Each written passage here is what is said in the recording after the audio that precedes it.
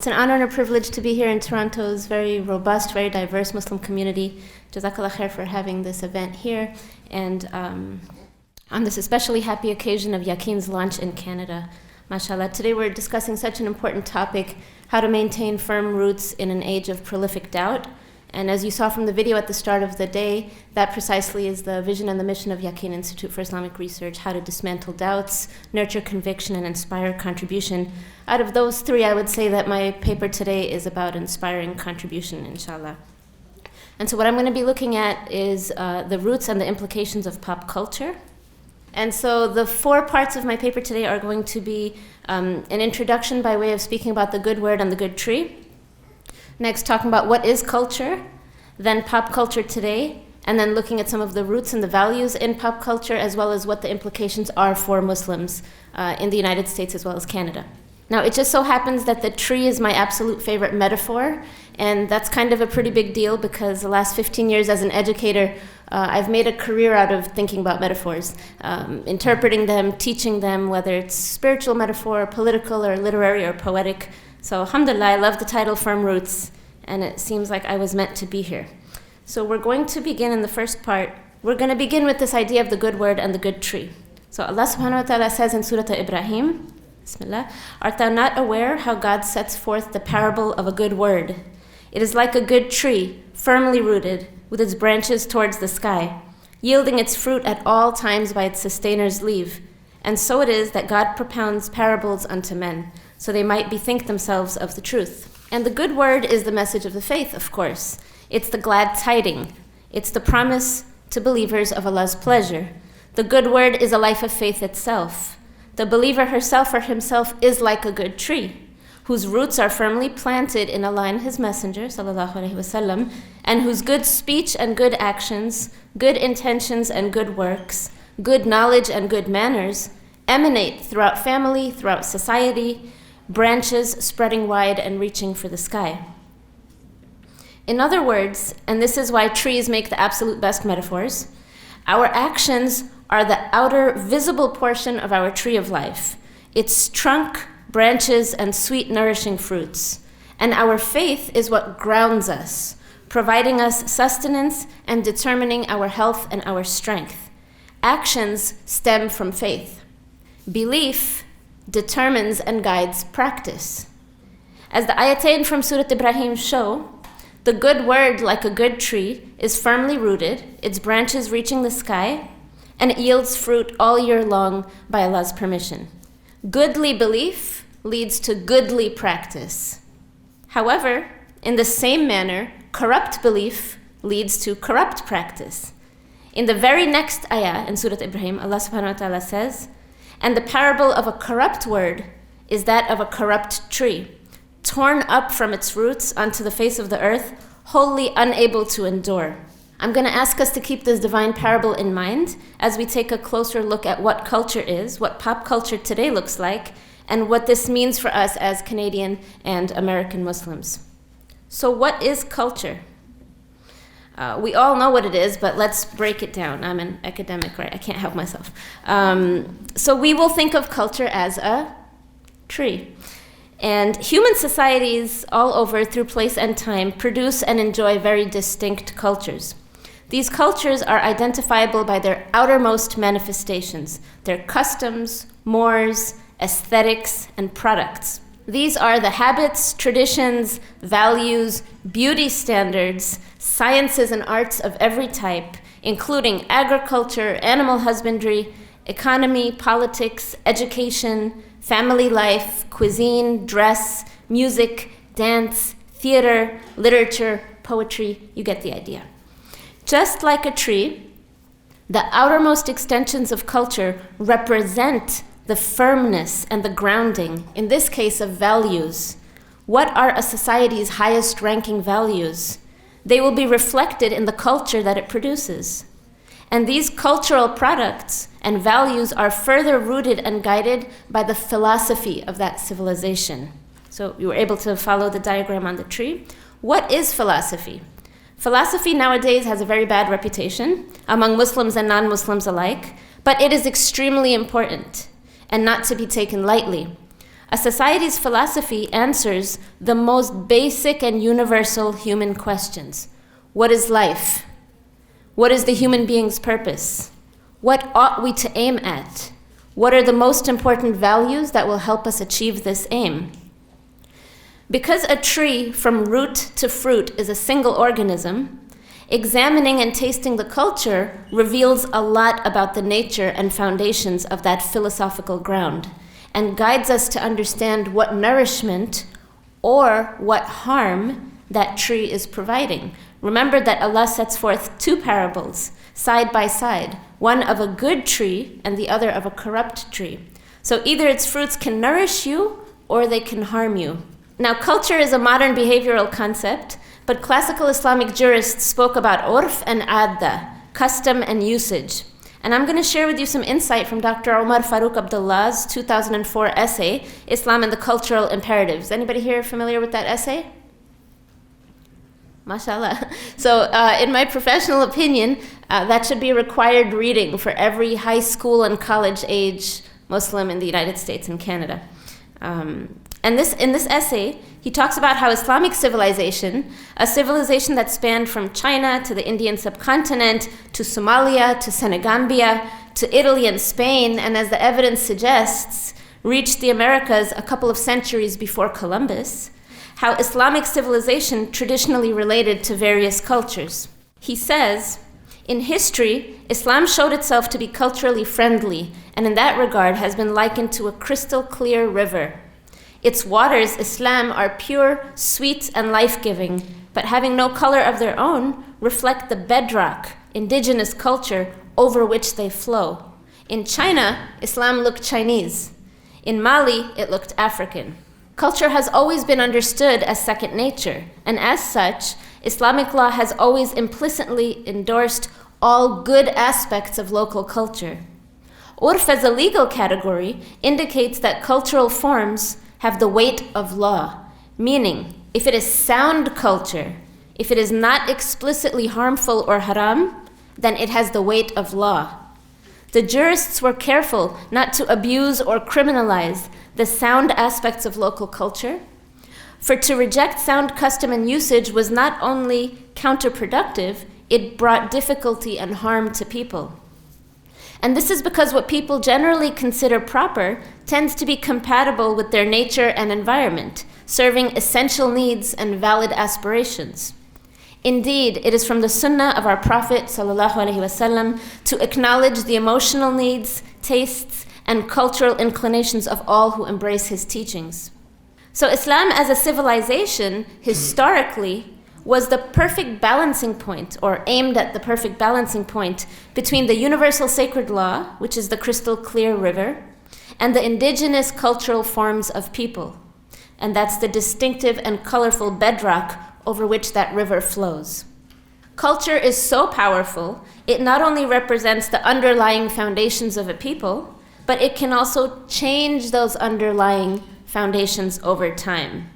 I'm just on a metaphorical roll today. I just realized while I read this that water is the only thing that can change the shape of a rock, right? It just takes a couple of thousand years, but it can do it. So keeping with our metaphor, culture, that flow, can even change the underlying foundations of that bedrock. Culture governs everything about us and molds even our instinctive actions and natural inclinations. So this is important because we think of instinct as coming from a recess so primordial and so deep within us that nothing can condition an instinct. It's the opposite of something that can be conditioned. But culture can change instincts over time, right? It changes what you can consider beautiful, normal, good, aesthetic, and so on. So the roots determine the outer manifestation, but the environment outside can also affect the deeper values. Our instincts and our inclinations, our desires and our values can be molded and influenced over time by actions and opinions that are culturally normal and that prevail.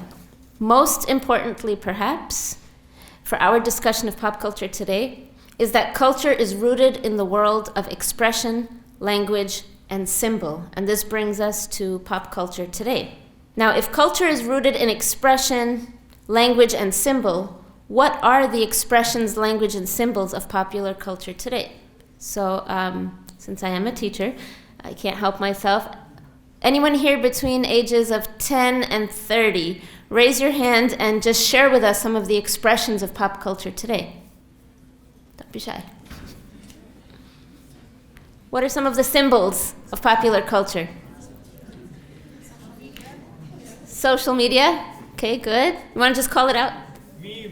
Memes. How to slice a human's ability to meditate into 1,000,000 small pieces so that they can never have muraqaba? Memes, right? That's what the acronym really stands for. Yes. Anybody else? Let's get this right. Oh, Drake, fellow Canadian. Right. So we're going to talk about music in a second. So celebrity culture, right? Sure. I'm sorry. Sister said something over here. Let's get this bread. This bread, as in butter, as in money. Okay. Yeah. Cheddar, and so on. Yeah. Money. Money is like all reigning God according to some social commentaries, right? Astaghfirullah. Any other expressions, symbols, or languages of popular culture today that you want to share? Maybe we haven't mentioned them yet. Vlogs. Yeah, brother. Gaming, video gaming, Fortnite. MashaAllah. I'm not going to hate on anybody's habits, but yeah, definitely gaming is a huge part of how we interact with one another and as well as how we spend our free time. Thank you. Anybody else want to add anything before we continue? Vlogs. Sorry? Vlogs. Vlogs. It's interesting that at least 3/5 of the symbols and expressions that you all shared are all on social media platforms, are all technologically plugged in. And I do think that says a lot about where we're headed as a species. But let's think also about videos, poetry today, which is found in song lyrics, right? Movies and TV series and habits. So we've got cash money, we've got cars, we've got beautiful women, we've got romantic love, and actually what really passes for romantic love, in my opinion, and this is something that I ask all my students to reflect on, especially the non-Muslims, when I teach in undergraduate classrooms where most of my students are not Muslim, and I really ask them to think about what I call the relationship cycle. So all the songs on the radio, they fit into some tragic part of a never-ending loop, right, of a really sad and distasteful relationship cycle, where you can plot any song that's stuck in your head anywhere on this cycle. So is it the beginning of that cycle? Hey, I saw you, you're amazing, I've never felt like this before, right, category? Or are you in the next one? Hey, I gave you everything, but you did me dirty, I can't believe you, right? Or perhaps is it the next one? Hey, I was broken by that last person, but you, oh my gosh, right? Somewhere, like you are somewhere, and then there's other parts of that cycle as well, but they're all just kind of dead end. So this is what passes for romantic love. Sex, specifically sex without marriage or adultery and fornication, and this is so sad. You know, before we even begin to criticize or wonder about why gay and lesbian marriages or just the normalization of gay and lesbian and transgender sexuality in our society is so prevalent, well, when it was heterosexual, it's still pretty much out of control. And outside of any reasonable bounds from an Islamic perspective, so there's that. This concept of be yourself, what does that mean? Just whatever it is, it's not what you want. I just have to do what I want, and that's called being yourself, or being myself. YOLO, do you guys have YOLO in Canada? Okay, you only live once, and you know, as a Muslim and as a mom, like this sounds really good. Like imagine telling your children, like, Beta, you only live once, so make sure it's the right life and make sure you're on the right path. But that's the opposite of what YOLO means, right? YOLO means you only live once, so make as many mistakes as you possibly can. They're not really mistakes because you only live once. How is family depicted in popular culture? In my experience, family is depicted always as just holding you back from being yourself and from only living once. Religion is depicted as, of course, something always to keep a person back from how we understand freedom. So religion and freedom in popular culture are always pitted as antithetical, as opposites. And what we can do is, I just briefly went over this list of things that stood out, but we can go a little bit more systematically and just shed a little bit more light on some of these. So for example, if we look at the fact that all of our products are dispensable, and this is an aspect of popular culture, right? Popular culture is not just what shows on TV, but it's also what we're actually doing with our bodies, with our money, and with our time, and with other human beings. So we live in a products economy, And all of our products are dispensable. Nothing can be reused, and even reusable things are only going to last a very, very short time before they're thrown away and replaced. Now, this is coffee cups, this is water bottles, this is clothes based on clothing trends, this is cosmetics, electronics, you name it. And we'll get into the roots and implications of these in a minute. More and more, our communities are virtual. And the brother before me, he also mentioned this as well.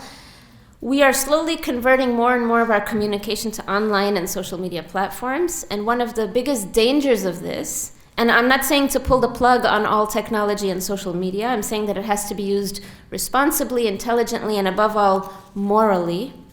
One of the biggest dangers of slowly converting all of our human interactions to online platforms and our landslide into virtual communities is that we spend more time on our appearances as a people, as a culture, and as individuals, selfies, profiles, check-ins, and so on. We spend more time on the appearance than on reflecting on ourselves for the purpose of improving ourselves. That is something that can only be done in a quietude, away from a popular gaze, and an intimate dua with Allah and with the guidance of a spiritual teacher, for example. Virtual communities on a sociological level also don't have any mechanism by which people can hold one another accountable. Something that families, masajid and churches and neighborhoods can do and do, right? If you're doing something wrong, your neighbor's going to let your mother know, right? There will be people talking about it and they will check you. When you're part of a virtual community, nobody's going to check you and you're not going to check anybody else. People will drop in and out and you're not even going to notice. Sexual relations, according to pop culture, are completely unfettered. There is no restriction whatsoever, and this has become the absolute norm. And every form of expression, habit, and symbol nowadays enforces this norm. Anyone with a smartphone and an inclination can partake in fornication or adultery. May Allah protect us and protect our children, of course.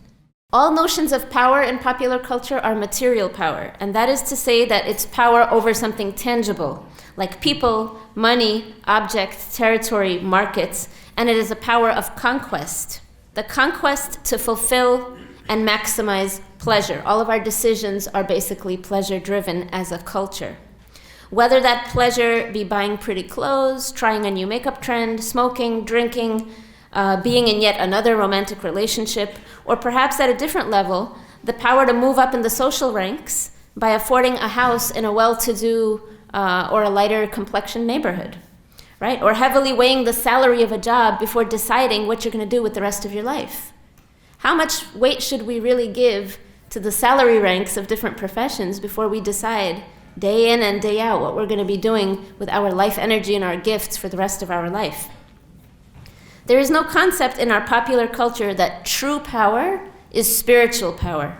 That power is not fulfilling pleasures, but true power is in the ability to transcend pleasures or to be ruled by pleasures, right? That would be true power. There's no concept in pop culture that true power is over the self, right? Power over the self, not power over someone else or something else. Only power over others is considered impressive in popular culture. Religion is considered the opposite of freedom because it can hold you back from being your true self in one way or another. The only time popular culture values religious expressions is when religion is somehow being turned on its head. So, for example, a gay church gets a lot of respect and a lot of recognition. Why? Because that's religion stepping outside its comfort zone and doing, Yolo, like doing whatever we all feel is good anyway. Or, for example, finding God in places and experiences that are inimical to what God commands. So that's when religion gets any respect in popular culture, when it's basically going against itself and not being its true self, right? These are only the negative aspects of pop culture, but above all, popular culture is a field of contestation. And what that means is that culture can be a battleground for competing values. So just as our society is throwaway, there are movements to reduce waste, recycle, and end the use of plastic bags, for example. Just as more people switch to virtual communities and social media communication, so too there are community associations, food co-ops, and other initiatives to restore more traditional forms of community. I saw a YouTube video the other day by a gentleman who's mostly just like a comedian, but he has a serious side, and he was talking about how to be more thoughtful with your phone and with social media. And he gave so many good tips about, putting your phone away, basically stowing it away, turning it off, unplugging for periods of time. And he's not Muslim, but it was excellent advice. And so that's also an example of how to beat this tendency of how we're just all turning into what I call pommies. We just stare into these blinking lights all day long, and we don't really know what's outside of that screen. But there is a contestation, right? There's other voices saying other things as well. Just as sex has become an appetite completely swollen out of proportion and an act that's become meaningless and anonymous, so too do people continue to get married and aim at monogamy. Alhamdulillah, especially Muslims, right? So just to kind of illustrate again this contestation, if somebody like The Weeknd sings about drugs and fornication, and somebody like Drake sings about alcohol and how he does whatever he wants to do, you also have people like Damian Marley singing about how to live a godly life, about marriage and about raising babies, and someone like Kanan who sings about how life is a struggle, not just for yourself, but how it involves you having to look out for your family, for your neighbors, and for your nation. And you see how all the artists who I mentioned are Canadian? Yeah, I'm a researcher, that's what we do. So in other words, there are good words and there are bad words. In society, in culture, there's good trees and bad trees, right? And that brings us to the last section.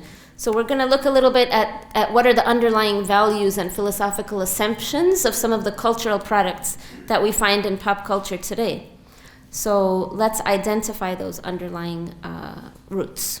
In this chart, for example, if we look at the cultural product of money, that we know represents a philosophy of having greed for more and more, right? Allah warns us in the Quran that we are obsessed with greed for more and more until we go down into our graves, right? And so our obsession with money, and it can take different forms in society. If you look at any music video, and I'm not saying go and look at music videos. I do sociological research, that's why I watch them, right? But I don't enjoy them at all. But if you watch music videos and like the dollar bills are just being, thrown away and the cars and like the money, it's a little bit crazy. But it's really showing that people have a fear of dying. And I really believe that as a Western society, that there's a crisis deep in the psychological, recesses of the mind and the soul, because as a society we've rejected any concept of an afterlife. How are we to make any meaning about this life? How can there be any meaning? Social justice fails, and then we have no concept as a society and as a culture of any kind of justice, like real justice after death, after this life is over. And so I think that this obsession with money and with accumulating wealth can at least in some small way be connected to that, right? The reason we want to build up our kingdoms on this earth with so much passion and all of our work and all of our energy is because we're afraid to die. And because we don't really think that there's going to be anything after we die. It also represents, our never-ending acquisition of products for consumption. We live in a horribly consumerist global economy, which is basically killing the planet and is responsible for destroying the life of farmers all over the world. That also represents a complete lack of charity on our part. So when we consume our products, we don't see the rest of that global supply chain. It's very neatly hidden out of view. We just see what we buy and then we toss it and we're done and now it's time for the next one. But this is also on a philosophical level and on a values level, this is us having a very bad and non-charitable outlook to the people on the other side of that supply chain, to people who live in countries that are being just prostituted for a certain raw material, right? And so on. That's a different talk. If we look at material power, and what I was saying that, all concepts of power rest only on being able to have power over a material object, this is a philosophical value which goes back at least as far as, and probably further, to Plato's Republic, to the character of Thrasymachus. It goes into the political realist tradition of Locke and Hobbes and Machiavelli. And basically, that's the only type of power that is real, and that's the only type of power that's of any importance, is having power over something else. Again, this is another way of showing, I would argue, that the earthly kingdom is more important than the afterlife. Someone like Machiavelli believed in an afterlife as a Christian, but then when you look at his philosophy and the realism that has stemmed from him, certainly the earthly kingdom is much more important if you did indeed believe in that afterlife. When we look at our virtual communities, and as I mentioned, we don't have any accountability to other people. You're not accountable to anyone in a virtual community, and no one is accountable to you. We see that the value here is what we call self-invention, right? So this is one of the hallmarks of modern society, modern popular culture, of secular worldview, is really like, who am I? Huge question mark. I am whatever I want to be, right? I will invent myself. Today I like Thai food, and tomorrow, like every day you just invent yourself. You put pieces together and you say, this sum total of these small shards that I have collected for some reason or other, and some of the reasons might be genuinely connected to some part of you, and some of them are probably just passing trends, and some of them are probably, deep psychological implications of other needs that are not being met, but that this mosaic of broken pieces that I've chosen for myself, this is the real me. So if you're my family and you don't get it, well, you don't get it. And if you're my religion and you're telling me it's wrong, well, then you also don't get it. And so what this shows us, the deep, deep philosophy, the deep religion under this type of cultural product is the nafs, is the sovereignty, I would say the deification of the self. Popular culture tells us that every human being is like a little god. And I don't think I'm being metaphorical here. I don't think I'm stretching it beyond the plain implication. And so when the self is the sovereign, then you have all the rights in the world, but you don't have any responsibilities. I don't know if you've noticed that we live in a time of rights talk. This group has rights and that group has rights, and that's what identity politics is. It's these rights-based social formations. But do people talk about responsibilities? And how can you have rights without responsibilities, right? When we look at the pleasure-driven decisions in our popular culture and this concept of you only live once and hey, do whatever you want, you have people like Alasdair MacIntyre. He's a moral philosopher. He's a Catholic, but mashallah, very useful deconstruction of how the secular worldview came to prevail in our modern times. And he shows that, in Europe, in Christendom, in early modernity, the motive for practical action was I ought. Do we even use the word ought anymore? I think the closest proximity is should, right? I should really call her back, right? But even I ought is stronger than I should, right? I should buy these shoes. They would look really nice with my outfit. But I ought to make sure I call my mother every day. She's my mother and I have to keep up with her. Ought is stronger. Ought is a moral imperative. It's not just, should do something for some reason or other. And so MacIntyre shows that in our current stage, of which popular culture is one of the latest fruits, is that I ought has gradually turned into I want as the practical rationality for all human action. So this is very deep. If we go back to the tree, these are the roots. You cannot change the roots just, it'll take a lot of hard work to weed those out, right? This is fundamental to our modern worldview, Muslim or non-Muslim. These are kind of deep aspects of worldview that we all tend to appropriate in one way or another. If we look at religion as being antithetical to freedom, our modern conception of freedom is freedom from any external restraint. Right? So in this case, it's freedom from submission of any kind. Religion, of course, is about true freedom, right? It's about the freedom to be in line with your fitra, with your primordial God-conscious nature.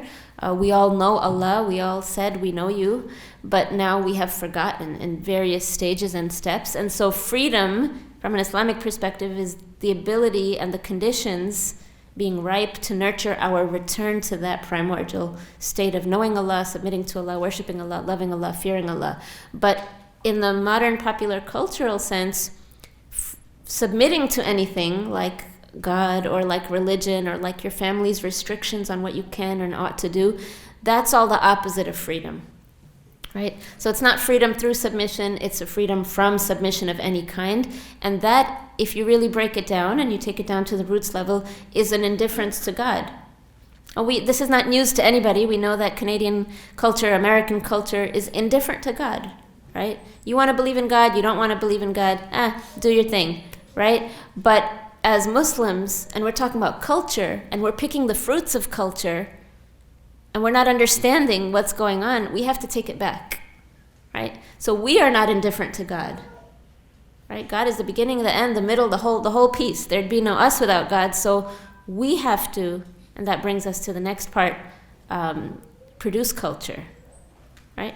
So the last one here is unfettered sexuality. And unfettered sexuality, the values that are implicit in this cultural product is all of the above, but it's also, again, the reign of the nafs. So you know that the human being, according to how our Muslim cosmologists and spiritual psychologists have handed it down to us, the human being is composed of the nafs, which is appetites, right? The qalb, which is the seat of intuition, and it's the part of you that can know Allah. If Allah allows knowledge to arrive in your heart and your heart arrives at knowledge, then you have the ruh, which is light. It can't be corrupted. It's like the breath of the divine, and so on. And so between the qalb and the nafs, which one is supposed to be the ruler? The qalb, right? It's not the nafs. So the qalb, but not just in the popular culture sense. Well, I do what's in my heart. That's not our theory of the heart. Our theory of the heart is much deeper and more profound than that, because we know that a heart can be sick. We know that a heart can be sometimes sick and sometimes healthy, and we know that a heart, inshallah, can be healthy and sound and complete and salam, right? So that's our definition of heart. Just because it's in your heart doesn't mean it's good. As a matter of fact, beware of your heart and always be cleaning it and polishing it so you can get to where you want to be and say, well, it's in my heart, therefore I am rightly guided. But in this case, unfettered sexuality in our society, swiping, hooking up, I don't have to tell you, is basically the chains of the nafs have come off, and the nafs is leading the human, and the human is the one in chains, right? The qalb is in the chain. Your body, your account, our deeds, those are in chains, and the nafs is the ruler. Even Plato talked about this. He said the appetites should not rule. For him, it was reason should rule. But for us, of course, it's more profound. So this brings us to the implications, right? The name of the talk is Roots and Implications of Pop Culture. So now that I've kind of suggested all of these things, now what? What does this mean for the Toronto Muslim community, especially for our youth, right? What does this mean?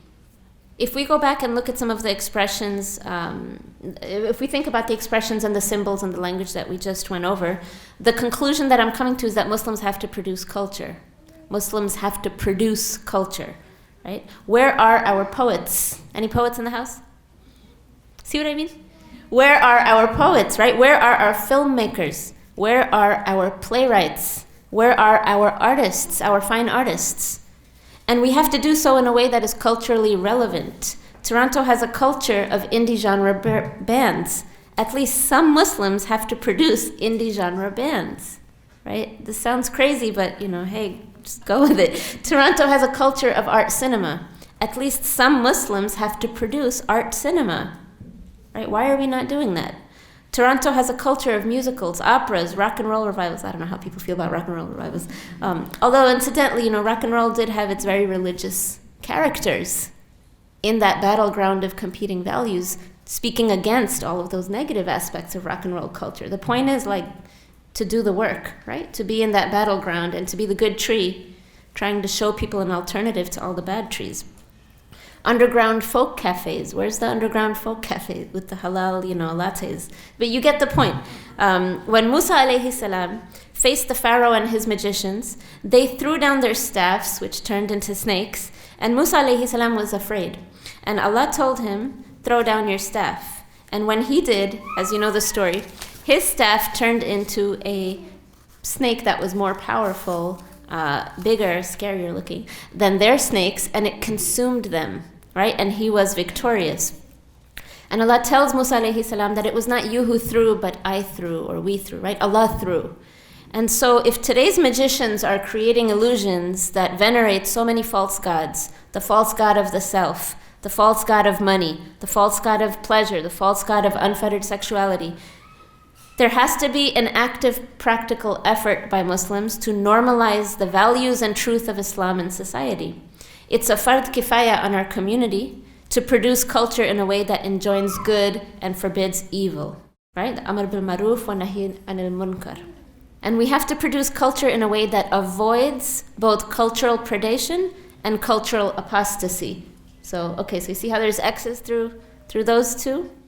Cultural predation means to be culturally predatory. It means to burn and obliterate what is distinctive about a culture.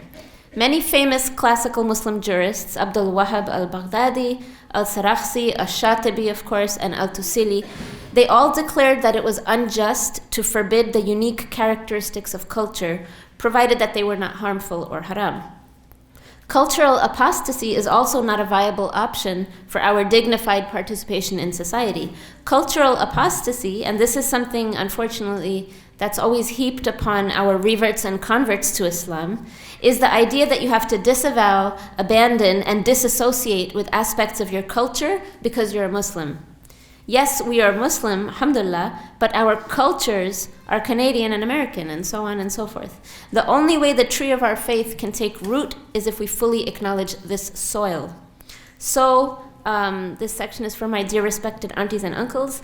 Forgive me, but we do not need any more doctors, engineers, and IT specialists in our community. Thank you, though, for all of them.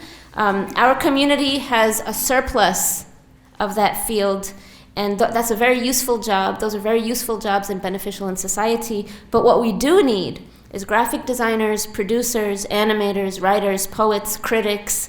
We need lots and lots and lots of poets. Dr. Omar Farooq Abdullah says that the intelligent use of indigenous language has been an aspect of Muslim culture wherever it flourished. So poetry is an indigenous language here in these lands. Poetry is very important, just like it was important at the time of the Prophet ﷺ. Like, they used to battle. They used to freestyle. They used to get up and say, like, I'm the most amazing one, and here is why, and you are nothing. And if you turn on the radio today, that's the poetry that our children are just getting all the time nonstop, right? So where are our poets to get up there and battle with their poets and have our snakes eat their snakes, right? Like, where is that? Where are our poets like Hassan ibn Thabit, who can sling rhymes fiercer than the arrows of our enemies? And did his poetry not please the Prophet ﷺ tremendously? Would our poetry today, speaking about Allah and His Messenger and the correct philosophy and goodly values of life, also not please Him, ﷺ? If we produce good words today to enjoin the good and forbid the evil in our shared cultural space, wouldn't Allah bless us with branches that reach the sky and fruit that grows in every single season? Inshallah. Jazakallah khair. Wassalamu alaikum wa rahmatullah.